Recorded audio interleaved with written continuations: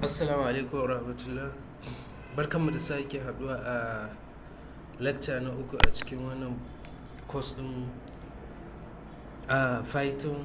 Python Basics in Hausa. Yau zan nuna mana yadda za mu yi installing din Python a mashin dinmu, sannan kuma da duk abubuwan da ya kamata. Farko, kamar yadda kuke gani, da Google nake, za ka yi www.google.com, sai ka danna. Idan ka danna zai kawo ka nan, so sai ka zo ka sanya, sai ka rubuta kawai download python, so zai kawo ka nan wajen.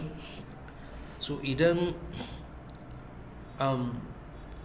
za ka duba operation system da kake amfani da shi, in Windows ne, in ma ba Windows ba ne ba, Mac ko Ubuntu, so Linux, duk za ka duba. Kamar nan wajen da za ka duba download latest version for Macs, download latest kaza da sauransu. So in ka zaɓa sai ka wannan, misali ba mu shiga download Python ɗin nan. So wannan shine official page na Python ɗin nan, Python programming. So sai ka duba version ɗin da kake bukata, amma yana da kyau ka yi downloading ɗin latest version. Kadai ka yi downloading ƙasa da Python 3, saboda 2 bai da wannan. So misali kamar wannan za mu yi downloading ɗinsa.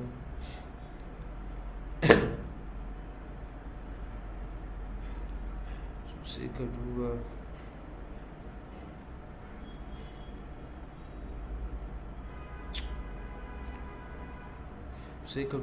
sai ka danna nan wajen.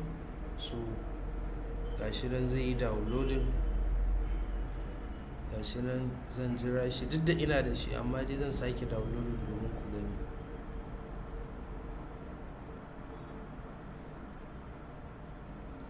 Bai da yawa, 27.5 megabytes ne. So za ka jira shi ya kammala. Ni ina da shi akan mashin na, bai ma kamata na yi downloading. Sannan ka zo ka kama nan wajen, ko kama wannan download Python 3.1, shi ma za ka iya downloading ɗin shi, version ɗin ne ba ɗaya ba.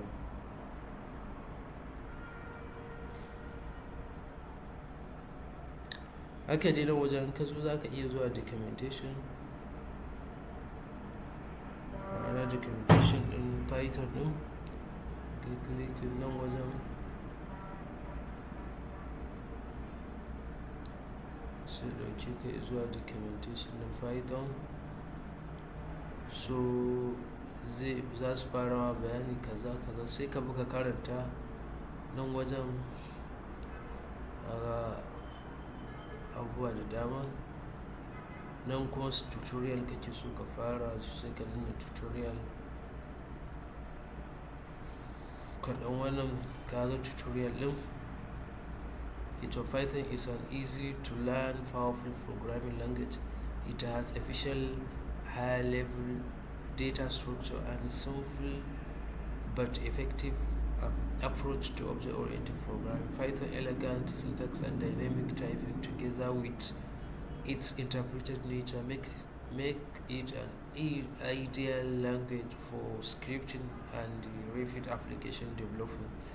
It in many areas on most platforms. So kamar duba dai za ka ga abubuwan da kake bukata sosai. Gashi nan tutorial, gashi nan whet your appetite.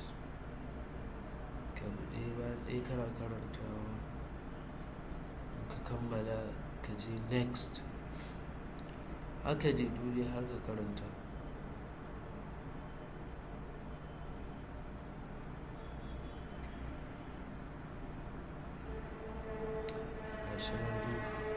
So kamar yadda kuke gani, ya kusa downloading, na kusa, yanzu yana 26.7, shi yin kaɗan. Haka dai kun ga nan wajen using Python interpreter menene. So za ka duba. So kamar yadda kuke gani kun ga yayi. So zan zo na installing na yi installing din shi kunga zan yi adding din shi to file.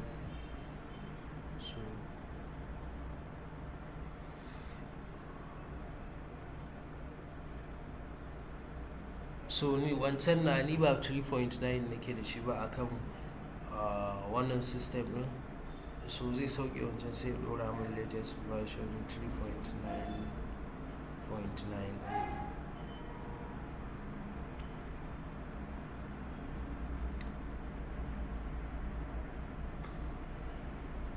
ok, duk da na san ba kwa gani yadda yake installing din to amma dai na yi download din shi, so yanzu idan ya yi shikenan sai ka bi kai clicking sai ka yi adding din shi to path, ka tabbata ka yi adding din shi to path wanda za ka gani in ka zo installing din, so shikenan kawai ka gama ka kammala ka yi installing din shi. Insha Allah a lecture ta gaba sai mu fara coding, writing din code insha Allah. Na fahimci cewa maybe kuma ne sannan kuma abu na gaba da kuma nake so mutum ya yi downloading shine VS Code. Ni da VS Code zan yi amfani, ka zo ka shiga VS Code in IDE ne, so sai ka duba operating system din da kake da shi, sai ka in Windows ne sai ka danna, in kuma Ubuntu ne sai ka danna, in Mac ne sai ka wannan duje suna da wannan. Sannan kuma abinda za ku ƙara download shi ne git download, wanda za mu zo zan yi bayani me git, sai ka zo ka yi download din git. Idan ka yi download din git, so sai ka duba kai ma OS ɗinka Windows ne, Mac ne ko Linux, sai ka yi downloading. Sannan kuma another da wani abu kar a gaji a shiga GitHub, wanda duk kawai a buɗe, zan yi bayani in lokacin ya zo. Ka shiga GitHub ka buɗe account, ka bi procedure ɗin ka buɗe account. Kun gani ina da shi, in za ka yi following ɗina sai ka wannan, kun ga wannan shine repository ɗina. Amfanin GitHub shine za ku na collaborating da mutane da dama, programmers daga America, India, Philippines da dai sauransu, Indonesia da dai Argentina, duk dai kasashen duniya gaba daya. To za ka shiga ka buɗe, kun kamar ni profile ina misali idan na shiga afuwa ba in buɗe muku ko kuma ba na buɗe ta nan your profile, so za ku gani, so kun gani back end developer kaza kaza, hi hello I'm Yusuf Muhammad kaza kaza kaza kaza, this is kaza kaza kaɗan game da ni, abubuwan da nake, frameworks da kuma beyond code kaza kaza kaza. Wannan kuma email ɗina for business, if you can, this kuma organization ɗin da nake wajen 1 2 3 4 da sauransu. So a buɗe sannan kuma sai a yi following. Wani kuma repositories, duk dai zan zo na yi bayani akan me wa'annan yake nufi da sauransu. So ina tunanin wannan shine ƙarshe. Thank you, sai mun haɗu.